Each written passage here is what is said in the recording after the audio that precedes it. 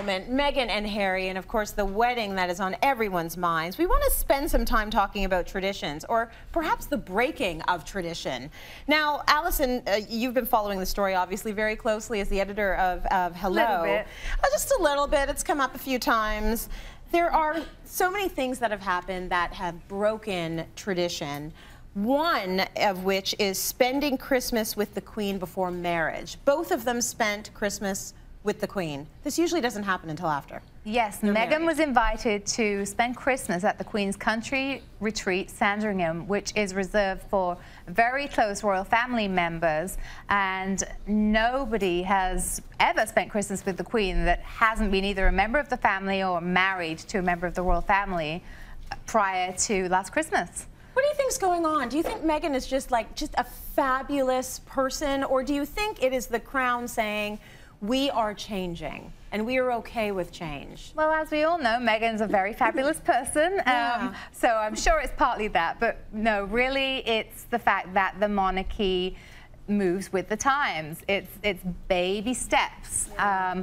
We saw, you know, I mean, famously everybody who's watched The Crown knows the story of the Queen having to forbid Princess Margaret from marrying a divorced man, and or even going on TV to do an address was considered controversial at the time. So everything does sort of move. Then you know, you fast forward to 2005, and Prince Charles gets to marry the love of his life, Camilla, who's a divorcee.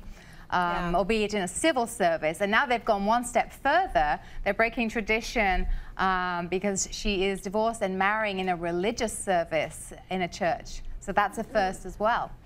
Right, and that's what Meghan is doing. Yes. So you find the fact that she's divorced almost boring at this point. It's happened before, right? It's not that big a deal anymore.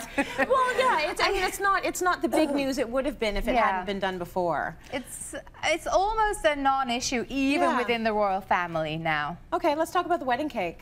That's a little different. Yeah. What's the cake going to be? And I love that we have some nods to it here. Lemon elderflower, I believe. It's lemon elderflower by Violet Bakery. It's a hipster cake. It's a hipster cake. Thank you. It ain't the fruit cake. And that's what it usually is it not? A fruit cake? But I mean, it sounds like a trivial thing, but it's a very big deal. Yes. I mean, this is going to rock the establishment, and it's going to upset some of the older guests. Yes, it's like cake as metaphor. This is pastry journalism. Absolutely. The cake really tells you everything about the couple. Right. Yeah, definitely. Okay. It's because rich fruit cake with royal icing is the traditional cake for birthdays, Christmas, weddings, everything. It all stops with the fruit cake. But isn't it great that we can listen off and that they can listen off? And I think you said that the cake is kind of a symbol of change. Yes. Every time that knife slices through a piece of that lovely new light cake, it's symbolising the new face of the royal family. It's cake. It is. It's symbolising one crumb at a time. Yeah, exactly. One bite at a time. Oh my goodness, the cake. Or maybe Meghan just doesn't like fruitcake. Well, maybe that's right. Yeah, some people have a real aversion to fruitcake. Yeah, no kidding. Let's talk a little bit about being a cover girl for Vanity Fair. I didn't realize it until you said it. This is unprecedented.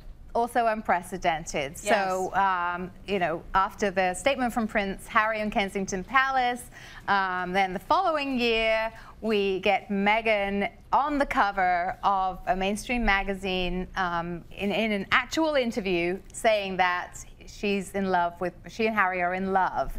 That has not been done before either. Right. But it was, you know, it was pretty wonderful, because if we were unsure in any way that they were about to get married, then that put aside all doubt. Well, let's be no illusion. The Queen has sanctioned all of that. Every single move. We might like to think that they're the engineers of that change, but the Queen is sitting at the top and she's saying yes and no to every new move. Okay, what about Meghan making a speech? Also unprecedented. So you know, she's sort of spoken out, and you didn't really see that from Kate Middleton before she was in her official role.